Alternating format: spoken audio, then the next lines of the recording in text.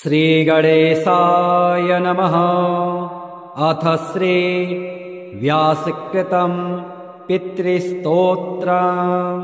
जाबालिरुवाच गुरून् वद महाभाग वेदव्यास जगद्गुरो गुरूणां तारतम्यं च कस्मात् किं फलमुच्यते।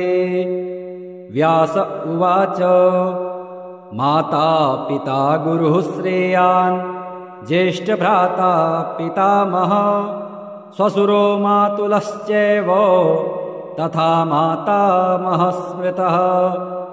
पितुर्ज्येष्ठः कनिष्ठश्च भ्राता ज्येष्ठा निजस्वसा पितुः स्वसा जनन्याश्च स्वसा गुरुजनः स्मृतः। पत्न्यः पितामहादीनां तथैव गुरुवः स्मृतः। एतेषु हि पिता श्रेयान् गुरुरेव महागुरुः।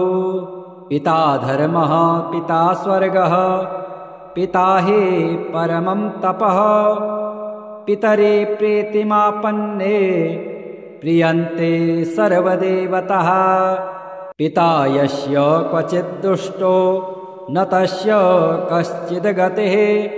जपोदानं तपोहोमः स्नानं तीर्थक्रियाविधिः। वृथैव तस्य सर्वाणि कर्माण्यानि कानिचित् करोति सर्वदेवेशं पितरं चानुतप्ययः। अनुत्तापः पितुस्तीव्रं विषं दहति यं सुतं। जपादि विफलं तत्र दग्धचित् युक्तबीजवत्। पित्रर्थे पुण्यकर्माणि कुर्यात् सर्वाणि सत्सुतः। तेनाननुमतोऽप्येवं कुर्वन्नेवावसेदते। यत्नातु पितरं यस्तु कियत् पुण्यं च कारयेत् सतत्पुण्यफलं कोटि गुणमाप्नोत्यसंशयम्। शृणु वक्ष्ये पितुः स्तोत्रं विष्णवे ब्रह्मणोदितं। नाभे पद्मोद्भवो येन तुष्टाव पितरं सतम्। ब्रह्मोवाच ॐ नमः पित्रे जन्मदात्रे सर्वदेवमयाय च सुखदाय प्रसन्नाय सुप्रीताय महात्मने। सर्वयज्ञस्वरूपाय स्वर्गाय परमेष्टिने। सर्वतीर्थावलोकाय करुणासागराय च नमः। सदासुतोषाय शिवरूपाय ते नमः। सदापराधक्षमिणे सुखाय सुखदाय च। दुर्लभं मानुषमिदं येन लब्धं मया वपुः। संभावनीयं धर्मार्थे तस्मै पित्रे नमो नमः। तीर्थस्नानतपोहोम जपादे यस्य दर्शनं। महागुरुश्च गुरुवे तस्मै पित्रे नमो नमः। यस्य प्रणामस्तवनात् कोटिशः पितृतर्पणम्। अश्वमेध शतैस्तुल्यं तस्मै पित्रे नमो नमः। इदं स्तोत्रं पितुः पुण्यं यः पठेत् प्रयतो नरः। प्रत्यहं प्रातरुत्थाय पितृश्राद्धदिनेऽपि च। स्वजन्मदिवसे साक्षात् पितुरग्रे स्थितोऽपि वा न तस्य दुर्लभं किञ्चित् सर्वज्ञतादिवाञ्छितं। नानापकर्म कृत्वापि यः स्तौति पितरं सुतः स ध्रुवं प्रविधायैव प्रायश्चित्तं सुखी भवेत्। पितुः प्रीतिकरो नित्यं सर्वकर्माणि यथार्हते। जाबालिरुवाच गुरून् वद महाभाग वेदव्यास जगद्गुरो गुरूणां तारतम्यं च कस्मात् किं फलमुच्यते।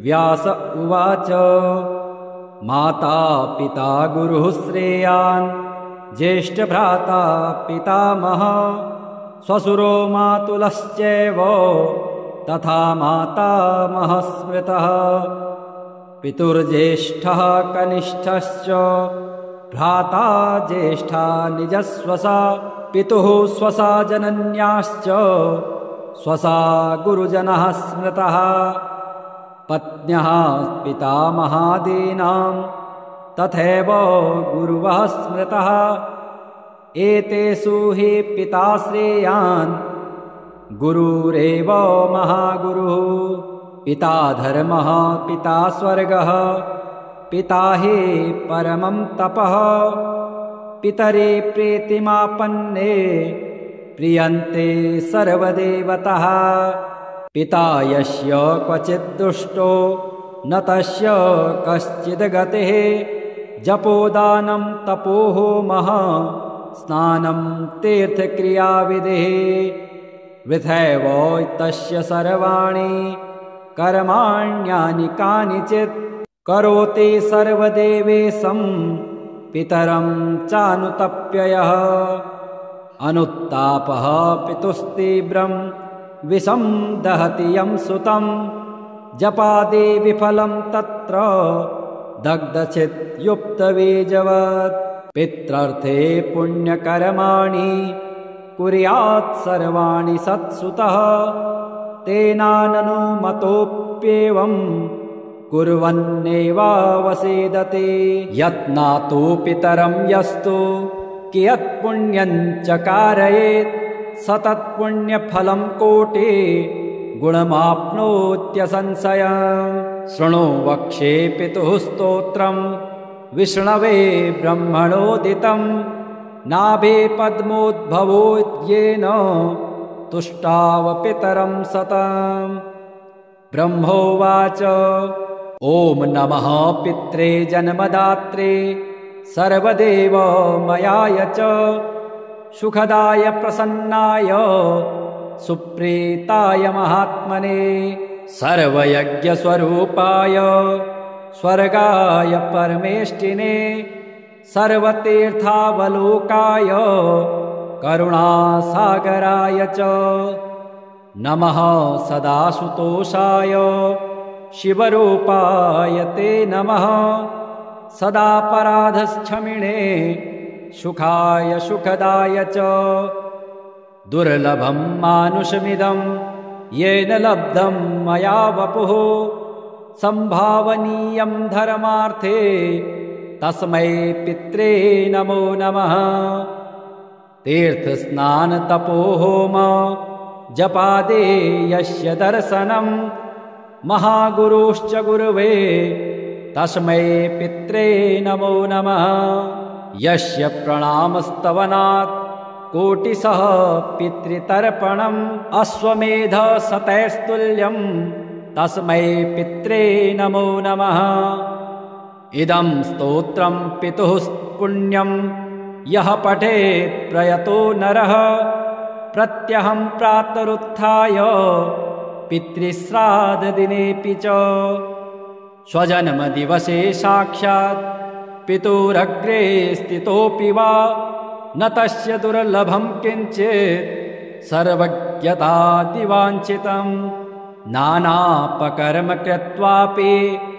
यः स्तौति पितरं सुतः स ध्रुवं प्रविधायैव प्रायश्चित्तं सुखी भवेत् पितुः प्रीतिकरो नित्यं सर्वकर्माण्यथार्हते जाबालिरुवाच गुरून् वद महाभाग वेदव्यास जगद्गुरो गुरूणां तारतम्यं च कस्मात् किं फलमुच्यते व्यास उवाच माता पिता गुरुः श्रेयान् ज्येष्ठभ्राता पितामहः श्वशुरो मातुलश्चैव तथा मातामहः स्मृतः पितुर्ज्येष्ठः कनिष्ठश्च भ्राता ज्येष्ठा निजस्वसा पितुः स्वसा जनन्याश्च स्वसा गुरुजनः स्मृतः पत्न्यः पितामहादीनां तथैव गुरुवः स्मृतः एतेषु हि पिता श्रेयान् गुरुरेव महागुरुः पिता धर्मः पिता स्वर्गः पिता हि परमं तपः पितरे प्रीतिमापन्ने प्रियन्ते सर्वदेवतः पिता यस्य क्वचित् दुष्टो न तस्य कश्चिद् गतिः जपोदानं तपोहोमः स्नानं तीर्थक्रियाविधिः वृथैव तस्य सर्वाणि कर्माण्यानि कानिचित् करोति सर्वदेवेशं पितरं चानुतप्ययः अनुत्तापः पितुस्तीव्रं विषं दहति यं सुतं जपादि विफलं तत्र दग्धचित्युक्तबीजवत् पित्रर्थे पुण्यकर्माणि कुर्यात् सर्वाणि सत्सुतः तेनाननुमतोऽप्येवं कुर्वन्नेवावसेदते यत्नातो पितरं यस्तु कियत्पुण्यं च कारयेत् सतत्पुण्यफलं कोटि गुणमाप्नोत्यसंशयम् शृणु वक्ष्ये पितुः स्तोत्रं विष्णवे ब्रह्मणोदितं नाभे पद्मोद्भवो येन तुष्टाव पितरं सतम् ब्रह्मोवाच ॐ नमः पित्रे जन्मदात्रे सर्वदेवमयाय च सुखदाय प्रसन्नाय सुप्रीताय महात्मने सर्वयज्ञस्वरूपाय स्वर्गाय परमेष्टिने सर्वतीर्थावलोकाय करुणासागराय च नमः सदाशुतोषाय शिवरूपाय ते नमः सदापराधक्षमिणे सुखाय सुखदाय च दुर्लभं मानुषमिदं येन लब्धं मया वपुः संभावनीयं धर्मार्थे तस्मै पित्रे नमो नमः तीर्थस्नानतपोहोम जपादे यस्य दर्शनं महागुरुश्च गुरुवे तस्मै पित्रे नमो नमः यस्य प्रणामस्तवनात् कोटिशः पितृतर्पणम् अश्वमेध शतैस्तुल्यं तस्मै पित्रे नमो नमः इदं स्तोत्रं पितुः पुण्यं यः पठेत् प्रयतो नरः प्रत्यहं प्रातरुत्थाय पितृश्राद्धदिनेऽपि च स्वजन्मदिवसे साक्षात् पितुरग्रे स्थितोऽपि वा न तस्य दुर्लभं किञ्चित् सर्वज्ञतादिवाञ्छितं नानापकर्म कृत्वापि यः स्तौति पितरं सुतः स ध्रुवं प्रविधायैव प्रायश्चित्तं सुखी भवेत् पितुः प्रीतिकरो नित्यं सर्वकर्माण्यथार्हते जाबालिरुवाच गुरून् वद महाभाग वेदव्यास जगद्गुरो गुरूणां तारतम्यं च कस्मात् किं फलमुच्यते व्यास उवाच माता पिता गुरुः श्रेयान् ज्येष्ठभ्राता पितामहः श्वशुरो मातुलश्चैव तथा मातामहः स्मृतः पितुर्ज्येष्ठः कनिष्ठश्च भ्राता ज्येष्ठा निजस्वसा पितुः स्वसा जनन्याश्च स्वसा गुरुजनः स्मृतः पत्न्यः पितामहादीनां तथैव गुरुवः स्मृतः एतेषु हि पिता श्रेयान् गुरुरेव महागुरुः पिता धर्मः पिता स्वर्गः पिता हि परमं तपः पितरे प्रीतिमापन्ने प्रियन्ते सर्वदेवतः। पिता यस्य क्वचित् दुष्टो न तस्य कश्चिद् गतिः। जपोदानं तपोहोमः स्नानं तीर्थक्रियाविधिः। वृथैव तस्य सर्वाणि कर्माण्यानि कानिचित्। करोति सर्वदेवेशं पितरं चानुतप्ययः। अनुत्तापः पितुस्तीव्रं विषं दहति यं सुतं। जपादि विफलं तत्र दग्धचित्युक्तबीजवत्। पित्रर्थे पुण्यकर्माणि कुर्यात् सर्वाणि सत्सुतः। तेनाननुमतोऽप्येवं कुर्वन्नेवावसेदते। यत्नातो पितरं यस्तु कियत्पुण्यं च कारयेत्।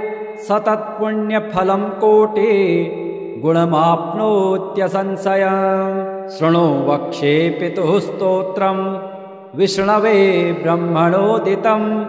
नाभे पद्मोद्भवोद्येन तुष्टाव पितरं सतम्। ब्रह्मोवाच ॐ नमः पित्रे जन्मदात्रे सर्वदेवमयाय च। सुखदाय प्रसन्नाय सुप्रीताय महात्मने। सर्वयज्ञस्वरूपाय स्वर्गाय परमेष्टिने। सर्वतीर्थावलोकाय करुणासागराय च। नमः सदाशुतोषाय शिवरूपाय ते नमः। सदापराधक्षमिणे सुखाय सुखदाय च। दुर्लभं मानुषमिदं येन लब्धं मया वपुः। संभावनीयं धर्मार्थे तस्मै पित्रे नमो नमः।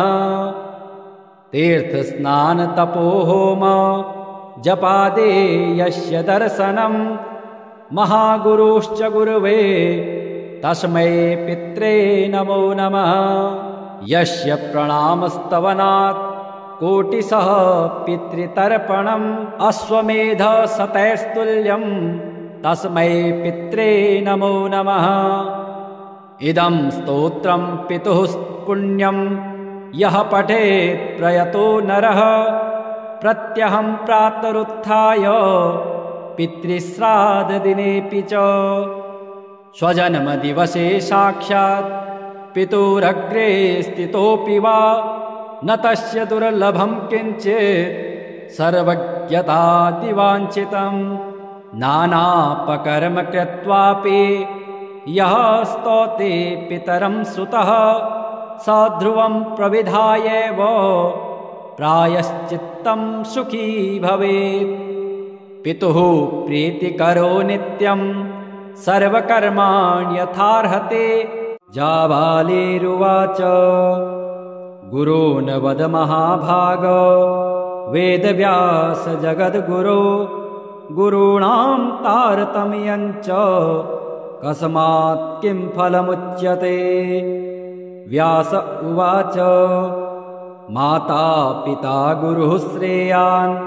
ज्येष्ठभ्राता पितामहः। श्वशुरो मातुलश्चैव तथा मातामहः स्मृतः। पितुर्ज्येष्ठः कनिष्ठश्च भ्राता ज्येष्ठा निजस्वसा।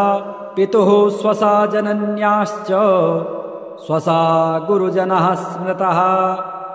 पत्न्यः पितामहादीनां तथैव गुरुवः स्मृतः। एतेषु हि पिता श्रेयान् गुरुरेव महागुरुः। पिता धर्मः पिता स्वर्गः पिता हि परमं तपः। पितरे प्रीतिमापन्ने प्रियन्ते सर्वदेवतः। पिता यस्य क्वचित् दुष्टो न तस्य कश्चिद् गतिः। जपोदानं तपोहोमः स्नानं तीर्थक्रियाविधिः। वृथैव तस्य सर्वाणि कर्माण्यानि कानिचित्। करोति सर्वदेवेशं पितरं चानुतप्ययः अनुत्तापः पितुस्तीव्रं विषं दहति यं सुतं जपादे विफलं तत्र दग्धचित्युक्तबीजवत् पित्रर्थे पुण्यकर्माणि कुर्यात् सर्वाणि सत्सुतः तेनाननुमतोऽप्येवं कुर्वन्नेवावसेदते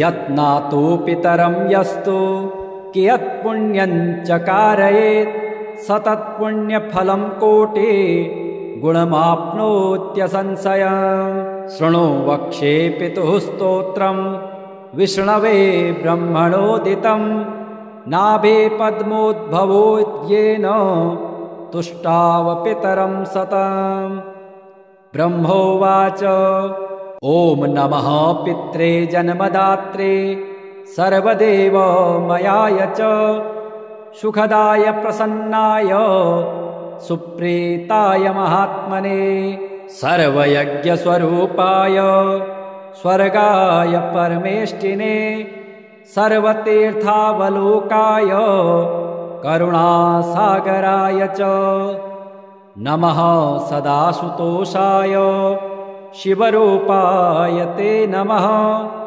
सदापराधक्षमिणे सुखाय सुखदाय च दुर्लभं मानुषमिदं येन लब्धं मया वपुः संभावनीयं धर्मार्थे तस्मै पित्रे नमो नमः तीर्थस्नानतपोहोम जपादे यस्य दर्शनं महागुरुश्च गुरुवे तस्मै पित्रे नमो नमः यस्य प्रणामस्तवनात् कोटिशः पितृतर्पणम् अश्वमेध शतैस्तुल्यं तस्मै पित्रे नमो नमः इदं स्तोत्रं पितुः पुण्यं यः पठेत् प्रयतो नरः प्रत्यहं प्रातरुत्थाय पितृश्राद्धदिनेऽपि च स्वजन्मदिवसे साक्षात् पितुरग्रे स्थितोऽपि वा न तस्य दुर्लभं किञ्चित् सर्वज्ञतादिवाञ्छितं नानापकर्म कृत्वापि यः स्तौति पितरं सुतः स ध्रुवं प्रविधायैव प्रायश्चित्तं सुखी भवेत् पितुः प्रीतिकरो नित्यं सर्वकर्माण्यथार्हते जाबालिरुवाच गुरून् वद महाभाग वेदव्यास जगद्गुरो गुरूणां तारतम्यं च कस्मात् किं फलमुच्यते व्यास उवाच माता पिता गुरुः श्रेयान् ज्येष्ठभ्राता पितामहः श्वशुरो मातुलश्चैव तथा मातामहः स्मृतः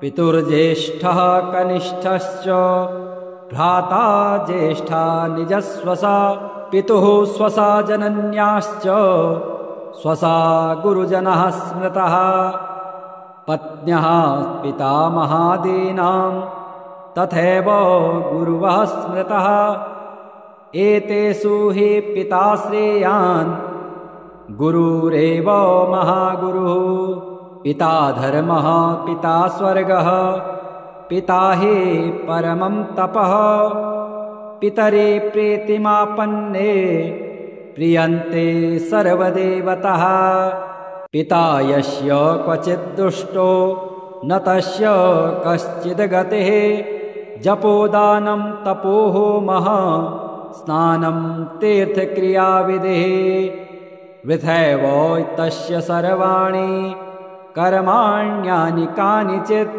करोति सर्वदेवेशं पितरं चानुतप्ययः अनुत्तापः पितुस्तीव्रं विषं दहति यं सुतं जपादे विफलं तत्र दग्धचित्युक्तबीजवत् पित्रर्थे पुण्यकर्माणि कुर्यात् सर्वाणि सत्सुतः तेनाननुमतोऽप्येवम् कुर्वन्नेवावसेदते।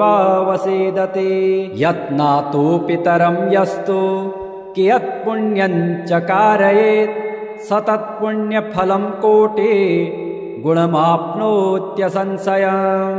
शृणु वक्ष्ये पितुः स्तोत्रं विष्णवे ब्रह्मणोदितं। नाभे पद्मोद्भवोद्येन तुष्टाव पितरं सतम्।